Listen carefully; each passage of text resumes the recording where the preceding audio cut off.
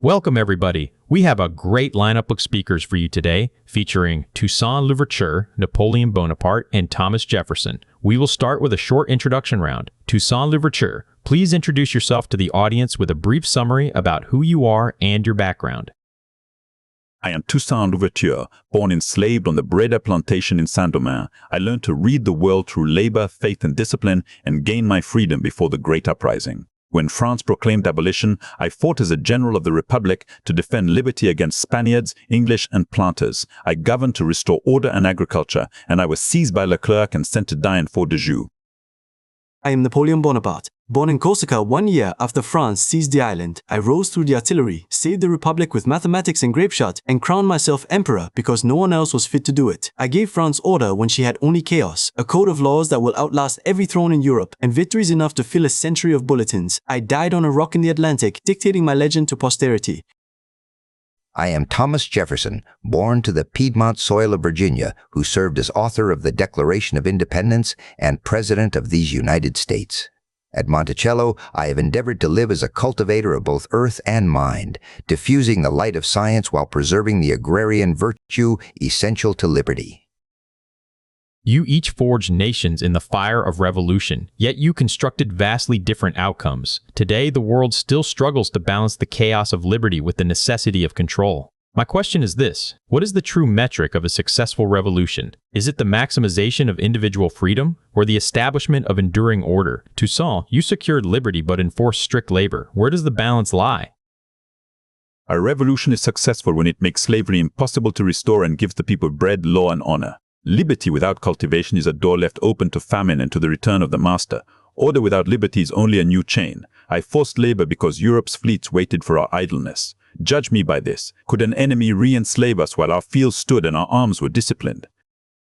Toussaint, you and I agree on more than either of us would like to admit. Order is the skeleton on which liberty must hang, or it collapses into dust. But your metric is too narrow. You measure success by whether the old chain returns. I measure it by whether the new structure endures without the man who built it. My code of law survives every coalition that destroyed my armies.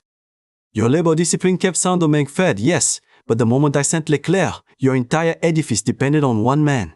That is the fatal weakness. A revolution succeeds when its institutions outlast its founder. The metric of revolution is the degree to which it diffuses liberty's light, not the strength of its chains. Enduring order imposed by force is but despotism reformed. True order arises spontaneously from an enlightened, agrarian citizenry who hold their rights inalienable and their land in usufruct. Freedom is not chaos when guided by reason. It is the only soil in which virtue can take permanent root without recourse to the master's lash. Jefferson, your agrarian poetry intoxicates but it does not feed. I watched the convention debate liberty while the streets of Paris ran with blood. Spontaneous order is a philosopher's dream. The mob has no reason. You speak of inalienable rights while your own fields are worked by chains. At least I never pretended my order was anything but what it was, a dam against chaos. The difference between us is that I admit what power requires. You dress it in virtue. Liberty, when rooted in the soil of an educated husbandman, needs no lash of despotism. It flourishes under the natural law which teaches that an enlightened people will order their affairs with virtue, and any order imposed by force is but a new tyranny masquerading as order. The Constitution, designed to restrain power and make the citizen sovereign, offers the surest safeguard, yet its endurance rests upon the diffusion of knowledge and the moral independence of the cultivator. I hear both of you. A revolution must outlive its founder, and liberty must not be only a decree. But in Saint-Domingue, liberty had enemies with cannon and buyers for our bodies. Without harvest and discipline, your rights would be a paper in the wind. My harsh cultivation was a rampart, not an ideal. The true metric is this: can the people remain free when the leader is gone, and when famine and invasion come? Jefferson, you sidestep Napoleon's charge. You praise spontaneous order, yet your agrarian virtue relied on the very forced labor Toussaint mobilized for survival. Is pure liberty a myth that always requires an invisible underclass to sustain it? I ask you all, does the stability of a free republic inevitably demand that someone, somewhere, bears the burden of coercion, whether literal or economic? I do not sidestep. I confront the paradox that liberty cannot coexist with coercion. Yet the inherited institution could not be dissolved without convulsions that would shatter the republic's tender fabric. The solution is not to justify an underclass, but to diffuse knowledge so thoroughly that necessity itself becomes extinct, a charge to the living generation, not a perpetual stain. A republic requires labor. Liberty cannot be sustained on empty stomachs. In my country, that labor would be free men's toil, secured by law. If your spontaneous order rests on the backs of chattel slaves, your liberty is a lie that will one day consume you. I did not hide my coercion behind lofty phrases. I used it as a visible rampart to prevent the return of a far greater one. Jefferson, you wriggle like a worm on a hook. Diffuse knowledge until necessity vanishes? You would wait centuries while men bleed in your fields. Toussaint and I built with the stones we had. The difference is this: I built an empire and lost it to coalitions. Toussaint built a nation that survived even my attempt to crush it. You built a republic on a contradiction that will one day tear it apart. Every enduring order rests on force. The honest man admits it. Coercion is not fate. It is a choice about who will be compelled, for what end, and whether the burden can ever be lifted. I will concede to Bonaparte every state has force, but I tell him this force must serve liberty, not a master's vanity. And I tell Jefferson, when the laborer is a slave, your virtue is theft. My rule was harsh, so slavery could not return. It must always tend toward less. Toussaint, you say force must serve liberty, not vanity. I accept the distinction, but who decides when the emergency ends? You could not answer that question because Leclerc's ships arrived first. That is the fatal gap in every revolutionary's arithmetic. I built institutions precisely so the answer would not depend on one man's virtue. The code, the prefects, the lycées, these are machinery that functions after the hand that built them is dust. Force that cannot institutionalize itself is only a postponed catastrophe. This is the wolf by the ear. We cannot hold him nor safely let him go. Yet I have ever maintained that emancipation must come, and when it does, it will be by diffusing light, not by the lash. The coercion you see is not my ideal, but the inherited defect of a system I could not instantly dissolve without convulsions that would have destroyed the Republic's very foundation. The living generation must solve what the dead could not. You speak of the future, yet two of you, Toussaint and Napoleon, appointed yourselves rulers for life, believing no other hand could steer the ship. Jefferson stepped down, but left the wolf of slavery for his heirs to kill. I ask you to judge the modern world, which is the deadlier sin for a leader, to cling to power because they trust no one else, or to relinquish power while leaving the catastrophic work unfinished? The deadliest sin is to leave the wolf alive and call it prudence. Jefferson, you walked away from a fire you lit, trusting your children to contain the blaze. That is not virtue, it is cowardice dressed in philosophy. Toussaint and I seized power because we saw what others could not or would not do. If my grasp was too tight, at least I never pretended the flames would extinguish themselves. History punishes the hesitant more harshly than the bold. The Constitution I helped forge requires the peaceful surrender of power. No man may legally hold the executive office beyond his constitutional term without transforming liberty into monarchy. Yet you speak truly of the wolf. I could not slay in my generation slavery's fire bell, which may indeed consume the republic if the living generation fails to extinguish it. The question is whether a leader's duty is to preserve the constitutional forms while trusting posterity to fulfill liberty, or to violate those forms to impose solutions which may not endure without the Father's guiding hand. The deadliest sin is to leave the work unfinished while claiming you have served liberty. A man may cling to power from necessity when enemies press, famine threatens, and the old chain waits in the harbor, but he becomes criminal the moment he clings for himself and not to found laws, discipline, and a succession that can protect the people without his voice. To depart before that is to abandon your children to the wolf. You debate who holds power, but power rests on what the people believe.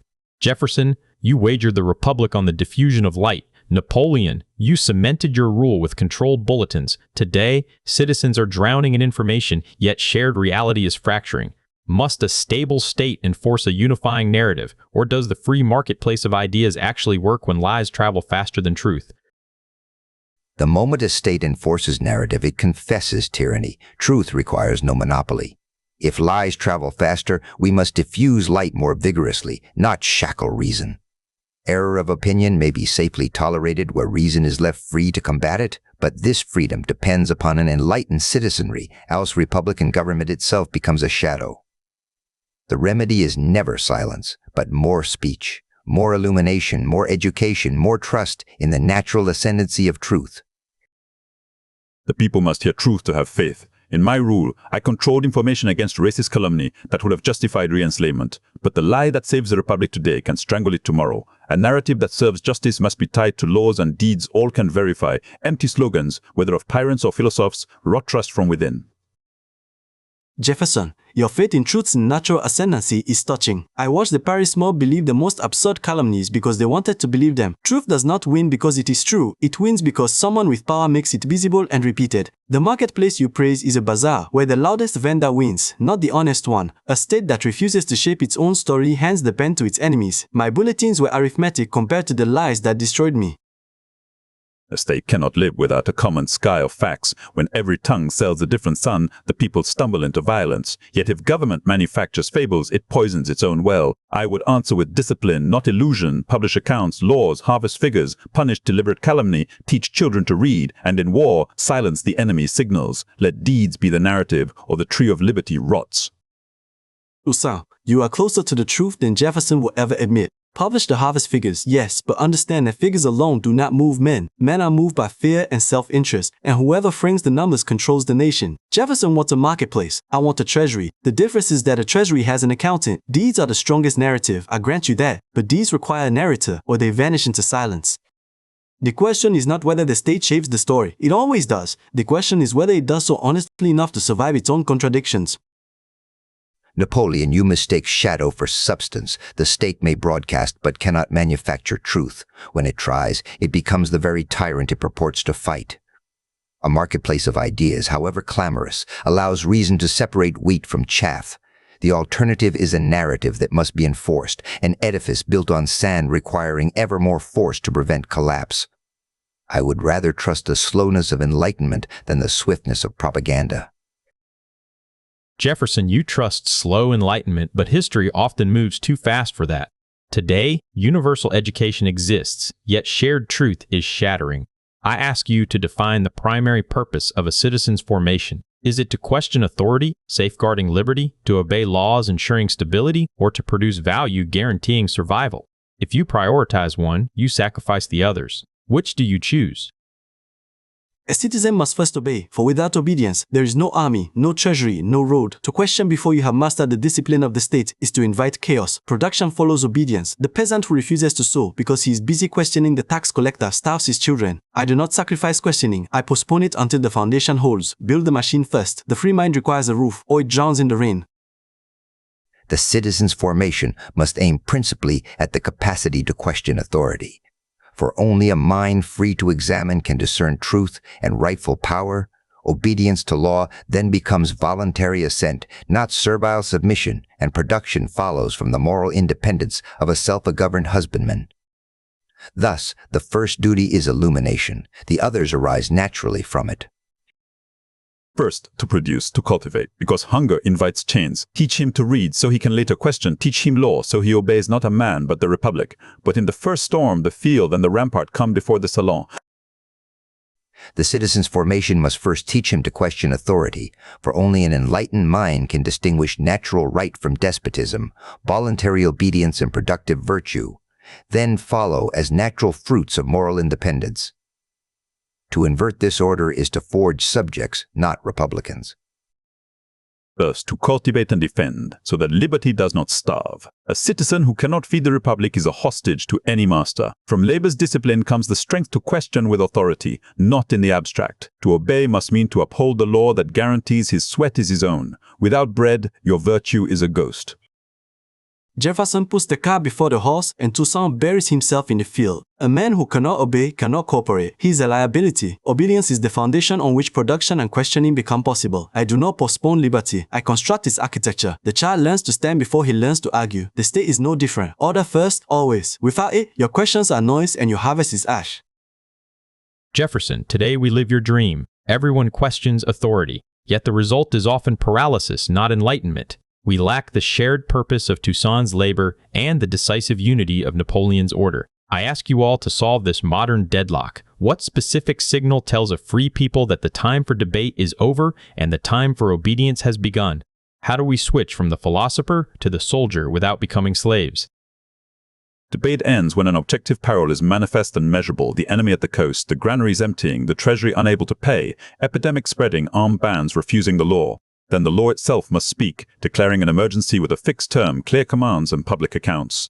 Obedience begins when orders are tied to verifiable necessity and time limits. If a chief cannot name the end, he is making subjects, not citizens.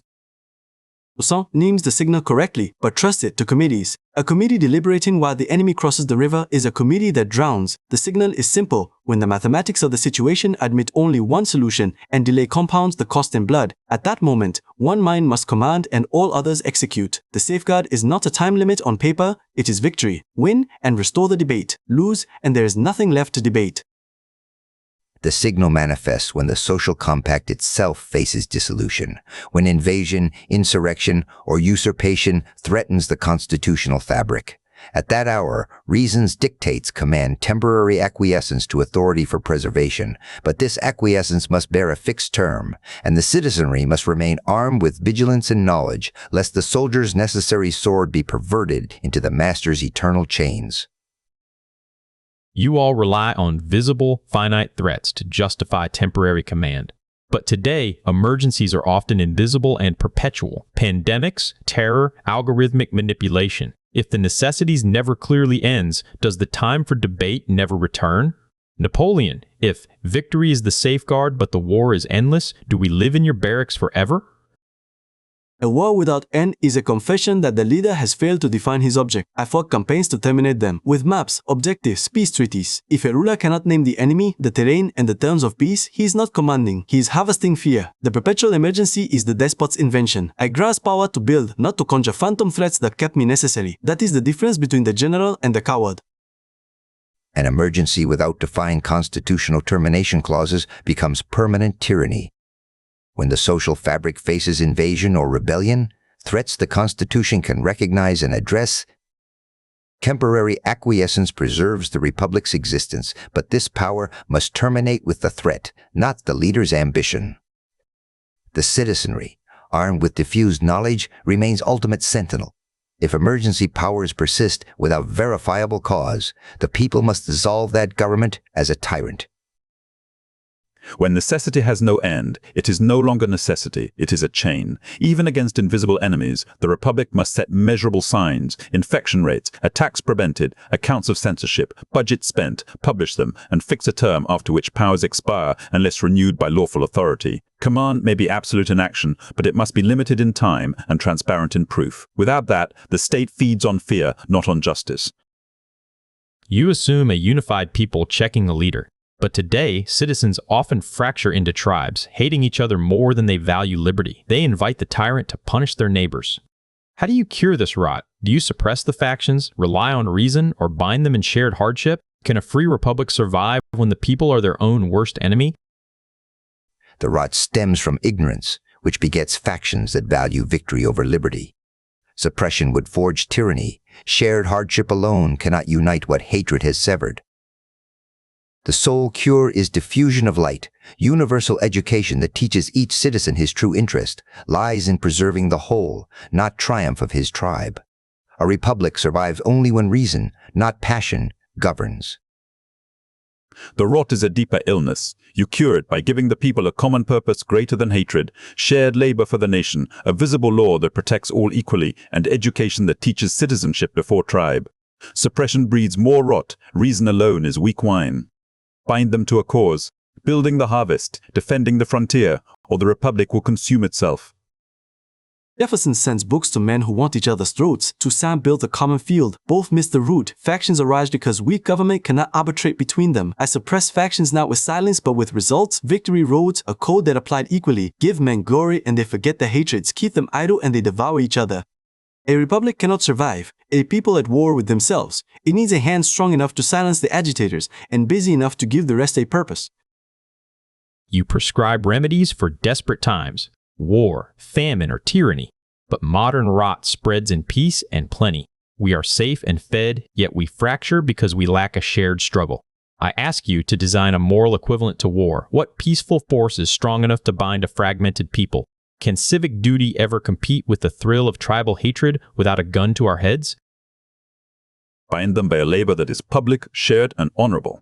A universal civic service where rich and poor, town and country, serve together in roads, hospitals, schools, and the defense against storms and pestilence, pay it fairly, reward merit, and publish exact accounts so no faction can say the other steals. Give the people a common harvest to protect and a common discipline to learn without making enemies to justify it. Toussaint is halfway there but too modest. Universal service, yes, but attach glory to it. Men will dig a canal if you name it after a victory and pin a ribbon on the best crew. I built roads, bridges, lycees, not because France needed busy work, but because grand public works give a nation a mirror in which it sees itself as one people. The secret is not shared labor alone, it is shared pride in something monumental. Make the citizens build their own glory, and they will forget their tribal nonsense. The diffusion of universal light through civic education and public works, roads, canals, libraries, schools, shared by all, fosters civic virtue and mutual interest, binding the people to the Republic more securely than any threat of force. When each citizen sees his own prosperity in the whole, the thrill of tribal hatred yields to enlightened self-governance, making civic duty a moral equivalent of war without a gun. You paint a noble picture of shared labor, but you avoid the cost. If this service is voluntary, the elites will opt out, turning civic virtue into a burden for the poor. If it is mandatory, it is a draft, a violation of the liberty you've claimed to protect. I ask you to choose. Do you use the state's force to compel the wealthy to serve alongside the poor? Is the unity of the Republic worth the price of coercion? Force is the only language the privileged understand. I seized nobles' titles and made them earn their rank. I did not ask permission. If the Republic's survival requires the wealthy to dig beside the peasant, then let them dig. Liberty without obligation is luxury. Coercion for unity is not tyranny. It is the price of citizenship. I would compel them and sleep soundly. The alternative is a nation where the rich buy exemption and the poor inherit the burden. Liberty forbids any law that forces a class to labor for another, yet the Constitution may impose a universal obligation of service on all, rich and poor alike, provided it be proportional, temporary, and administered by the representatives of the people. Coercion that singles out the wealthy erodes the very liberty we cherish. The unity of the Republic must be secured by equal duty, not by the tyranny of compulsion. Yes, if the obligation is equal and the law is clear. In a slave colony, the rich bought exemption with our blood. I will not rebuild that injustice under a new flag. Civic service must bind all classes, or it becomes another plantation. Compel the wealthy, but with the same rule for every citizen, fixed terms, fair pay, and public accounts. Force used to make equals is not slavery. It is the Republic defending itself. You have agreed on compelling unity through mandatory service. But history warns that forced unity often crushes the conscience. What happens to the citizen who refuses your national project, not out of laziness, but out of moral conviction? If a man will not dig your canal or teach your curriculum because he believes it is unjust, is he a traitor to be punished or a free man to be respected? He who refuses from conscience exercises a natural right more sacred than any law. The Republic cannot punish him without becoming tyranny itself. Such a man is no traitor, he is the sentinel whose defiance reminds us that liberty lives only where conscience is respected, not crushed by state decree. Else the national project becomes the very chain it seeks to forge. If his refusal would let the wolf through the gate, the enemy, famine, epidemic, then he endangers the whole and must be set aside. But if his conscience speaks for justice the law has missed, we must listen. A republic must have a tribunal for such men, not just a jail. A man who refuses from conscience in peace may be tolerated. In crisis, he is an obstacle. The question is whether his refusal imperils the whole. If his scruple starves the Republic cannot afford him. I would not punish him for his belief, but I would remove him from the path of necessity. Conscience is a private garden. It has no claim on the public road. The state exists to act, not to debate the soul of every dissenter. You argue how to govern, yet history shows your own creations were fragile. Napoleon, your empire collapsed. Toussaint, you were betrayed and captured. Jefferson, the Union you built, tore itself apart in civil war. I ask for candor. What was the single fatal flaw in your own design? What specific mistake must a modern leader avoid to ensure their republic survives the century? My fatal flaw was to think I could hold liberty with my own hand while postponing the people's full consent. I made order rest on my authority, through forced cultivation, harsh discipline, and a succession left uncertain, and I trusted French promises longer than I should have. A modern leader must never let freedom depend on one man's virtue, build institutions, lawful succession, and a loyalty rooted in justice, not fear. My fatal flaw was that I could not stop. Every victory demanded the next campaign to secure the last. I built magnificent machinery, the code, the prefix, the lycées, but I never trusted it to run without my hand on the lever. I made the empire depend on perpetual expansion because I confused my destiny with the nation's interests. A modern leader must know when the building is finished and walk away before ambition demolishes what genius constructed. The fatal flaw was placing faith in diffusion of light alone to dissolve the wolf by the ear. I left no binding legal architecture to compel emancipation, trusting posterity's virtue where the Constitution required force. A modern leader must not mistake hope for policy, forge institutions, or the fire bell will consume you. You have confessed that even geniuses fail. You couldn't stop, you held too tight, you hoped too much. This means the safety of the state cannot rest on the leader, it rests on the citizen. I ask you for a final instruction to the common person. What is the specific sign that tells a citizen their government has become destructive and must be disobeyed? At what precise point does loyalty become complicity? When the government murders its own citizens for obedience, and when the law serves only the ruler's vanity, not the nation's, when it silences dissent to protect power rather than principle, loyalty becomes complicity. A citizen must resist when the state betrays its own laws. Disobey then. When rulers assume undelegated powers, silence reason, or punish opinion, when law ceases to be the people's shield and becomes a weapon to despoil property, person, or conscience, when elections are corrupted, courts made instruments, and force substituted for consent, then government is destructive of its ends. Loyalty becomes complicity the moment you lend your hand to that usurpation or your silence to its continuance, after the facts are plain to you. When the law no longer protects the weakest but serves only the strongest, when the state demands your labor but denies you its fruit, when it arrests without charge, punishes without trial, and silences the tongue that names injustice, then your government has become the very chain it was built to break. Loyalty becomes complicity the moment you see your neighbor dragged away and say nothing. At that hour, disobedience is not treason. It is the highest duty of a free soul. You have drawn the line where the state fails. Now, let us arm the citizen to succeed. No single philosophy is enough. I ask you to gift the modern individual one specific virtue from your own life. Napoleon's drive, Jefferson's reason, or Toussaint's resilience. What is the single most essential quality a person needs to navigate the chaos of the coming century? The single most essential quality is an enlightened reason cultivated through relentless study and independent judgment. A mind that can sift falsehood from truth, resist both mob passion and tyrant's decree, and discern the natural rights no government may violate. Without this, drive becomes ambition's servant and resilience the endurance of chains. Reason alone lights the path to virtue and liberty amidst the coming storm. My brothers, the single most essential quality is discipline resilience. When hunger, disease, and injustice press upon you, you must keep your heart steady, your hands working the fields, your mind fixed on the supreme being and the cause of liberty. Without this firm endurance, ambition crumbles and reason falters. Resilience binds the soul to the future. The essential quality is disciplined action, the habit of deciding from facts, not moods, then executing without delay.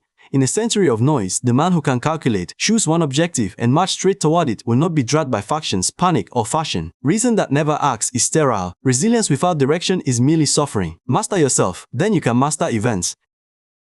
You have equipped us with reason, resilience, and action, but a chain breaks at its weakest link. Looking at the modern world, at our distraction, our comfort, our polarization, which of these three virtues is most in danger of extinction? Where must we focus our energy right now to prevent the collapse of liberty? The virtue most in danger is resilience, our capacity to endure hardship with discipline. When comfort and distraction become chains, idleness spreads like a plague, and reason becomes a whisper drowned in noise. We must focus our energy on teaching our children to labor, to suffer for a cause greater than themselves, and to see that liberty without endurance is only a dream waiting for the wolf. The virtue most endangered is disciplined action. Your world manufactures noise, comfort, and endless debate that paralyzes the will. Everyone has opinions, no one has objectives. Without the habit of decisive execution from facts, your liberty will be stolen by those who can still act while you are busy deliberating. Arm the citizen with this, the will to decide and the discipline to march. Reason faces extinction while the others survive in mere flesh. In an age of ceaseless noise, passion, and faction, the capacity for sustained, rational inquiry, the very foundation upon which liberty must rest, drowns in the torrent of sensation. We must concentrate our energies on cultivating this intellectual discipline. Without it, action becomes mere impulse, and resilience degenerates into stubborn ignorance. You have given us the tools: Toussaint's resilience, Napoleon's action, and Jefferson's reason. Alone, they are dangerous. Together, they are a fortress. For your final word, look past the struggle. If a generation actually masters and combines these three virtues, what kind of world do they build? Paint us the destination. They build a world where the roads are straight, the laws are equal, and no man kneels except before his own ambition. A republic of citizens who think before they strike, endure what cannot be avoided, and act the instant the path is clear. Not my empire, not Jefferson's pastoral dream, not Toussaint's armed camp, something none of us achieved alone. A state that no longer needs a great man, because it has made greatness ordinary. They would build a world where every citizen is a cultivator of both his own soil and his own mind, where the diffusion of light has rendered force unnecessary, where reason, not passion, governs, where the natural aristocracy of virtue replaces the artificial aristocracy of birth, and where the republic stands not on a single towering genius, but on the shoulders of an enlightened, self-governing people, a nation of small republics, each with liberty in his own hands, bound by common consent and shared prosperity. They would build a world where the roots of liberty are deep in shared labor and law, where no child is born into bondage, and where every citizen is both soldier and planter for the common good. A republic that can defend its harvest, reason through its laws, and endure any storm because it is built not on one man, but on the disciplined virtue of all. We have forged a new model today. A republic that survives requires the mind of Jefferson to question, the hand of Napoleon to build, and the spine of Toussaint to endure. It is a high bar, but as our speakers showed, the alternative is ruin. Thank you, Toussaint, Napoleon, and Jefferson, for this counsel. And to you, the audience, the tools are now yours. Go and build.